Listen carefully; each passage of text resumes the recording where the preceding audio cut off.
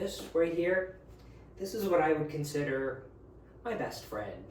So I don't know how many of you ride a bike, but anyone that owns a bike and rides it regularly, I think develops a kind of relationship with their bike where their bike starts to feel like a person.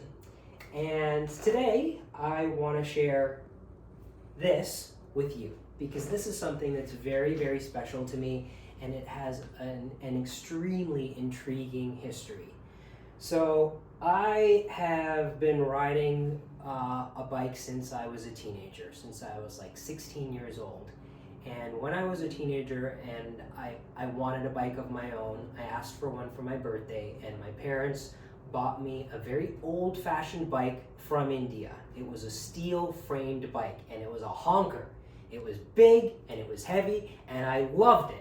And I rode that thing all over Scarborough, which is the suburb outside of Toronto where I grew up. And that was really the beginning of my love for these old-fashioned bikes. Now, fast forward about 10 years, I moved to Munich, Germany, where I got a job as an au pair, a nanny for 2 little boys. And after living there for about 3 months, I realized, I think I need a bike. So I knew that I didn't want to go out and buy a new bike, and I did some searching, and I found a very old German bike from the 1930s. I rode that thing around everywhere, and that bike, when I think of my 2 years of living in Munich, it's divided into 2 sections. It's pre-bike and it's post-bike, because once I got the bike, I felt like I had wings, like I felt like I could fly. I rode that bike over the cobbles while the church bells were ringing. I rode that bike in snowstorms, and I eventually left it in Germany when I moved back here, and it unfortunately got stolen. But I, since living in Germany, have gone back many times. I revisit my friends, and I found this bike, which I kept in Germany for a couple of years for when I would travel back there. One of my friends kept it for me. And then I moved it here to New York, and this became my New York bike. And I've had this here now for about 10 years. So, this, everyone, is who I call Herr Adler. Herr means Mr., and Adler is the brand of bike. And it's called an Adler because the Adler is the make of the bike, and Adler in German means eagle. So here's the little emblem of the bike. And this bike was made in the 1920s. I don't know exactly what year, but it's either 100 years old or it's almost 100 years old. And it's heavy. So this bike is kind of unique for the time period because it's a 3-speed bike, and the 3 speeds are in this pedal mechanism right here, and the gear shift is up here, which is very unusual for a bike from the 20s. I can shift it to 1st, 2nd, or 3rd gear. When I had this repaired in Munich before it was sent to New York, the repair guy who did the work on this, he took it all apart, he cleaned it, and he said to me in German, "Now listen here, do not let any repair person open up that mechanism, and do not actually engage with shifting the gears." He's like, "Do you understand me?"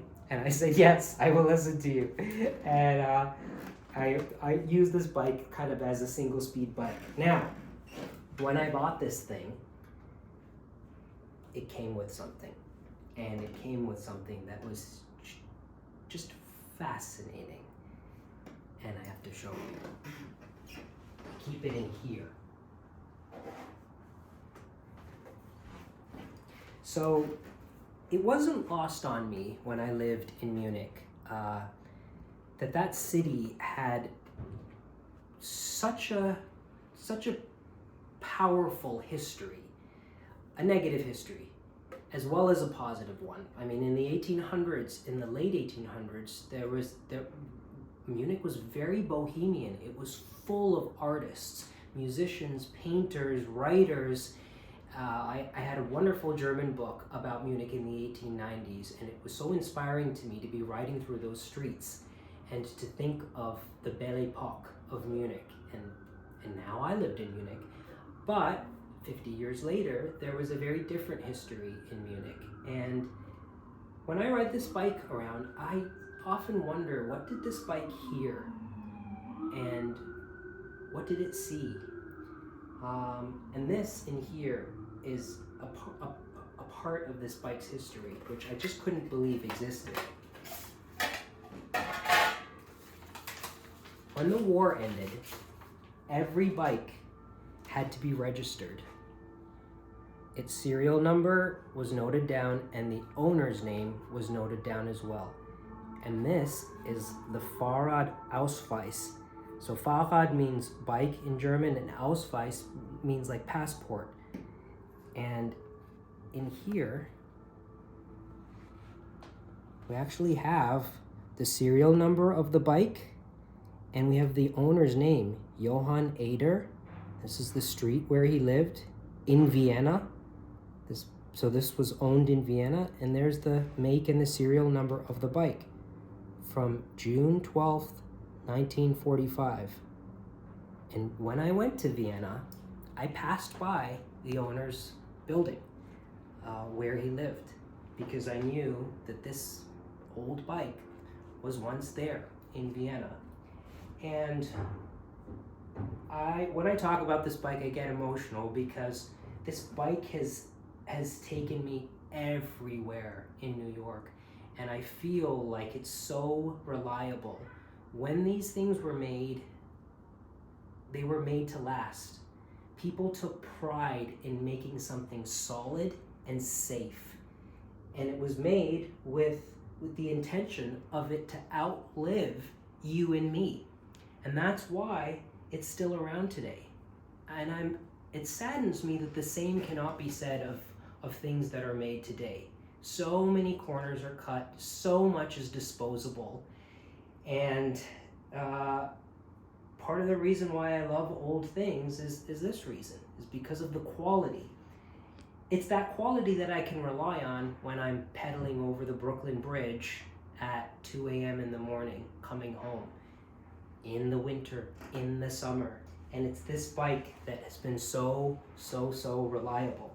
So I just love this thing, and I treat it really well. I do not leave it in the street. When I come home, the bike comes in the building, it goes in the elevator, it comes up the elevator, and then it comes into my bedroom and stays over there in the corner.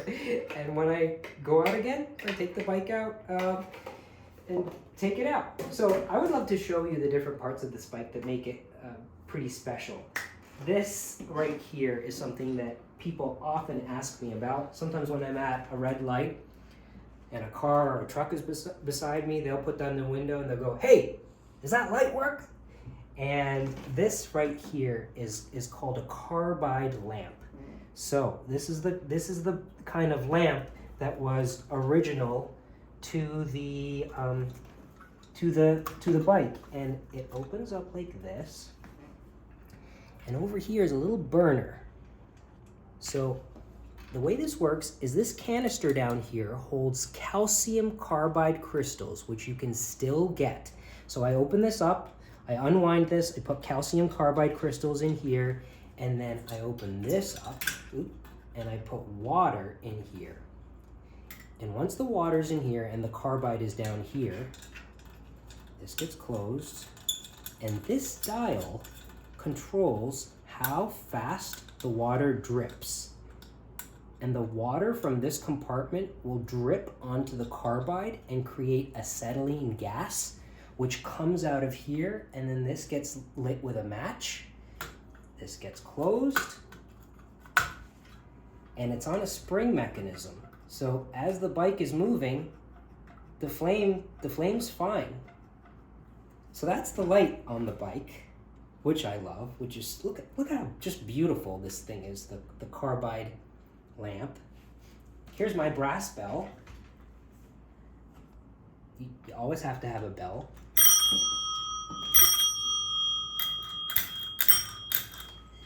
Sometimes it needs a little bit of readjusting.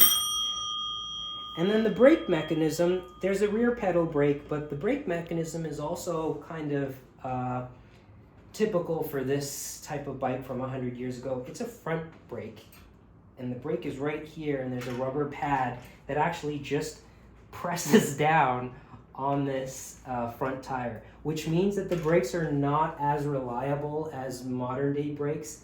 And because of that, I'm very cautious when I'm riding this bike. I don't go super fast. I let people overtake me. I don't take chances. Safe riding. This right here, this is called the Werkzeugtasche. I think that's what it's called. And it's a leather pouch that you're supposed to keep your tools in for the bike, so that if you're on the road and something happens, you have all your tools right here. I actually store a couple things in here that are vital. My seat cover. This is a lined seat cover that goes over the beautiful old leather saddle when it's raining or snowing to keep it dry. You know, you don't want your ass to be soaking wet when you're riding home, Heidi. And then I have my lights.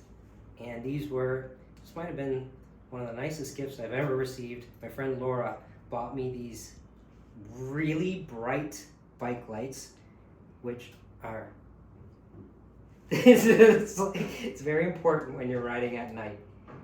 And the last thing is the helmet. Always wear a bike helmet. Okay, so the helmet doesn't fit in here, unfortunately, into the pouch. So that's the little Werkzeugtasche. And back here is my bike basket, which, you know, I don't know what I would do without a bike basket.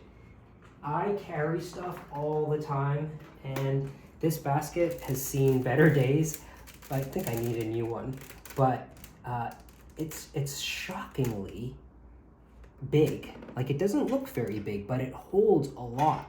Like, I've moved 2 topiary plants from the Union Square Farmers Market all the way down there to here in this bike basket, sitting in here kind of precariously. But the bike basket, absolute necessity.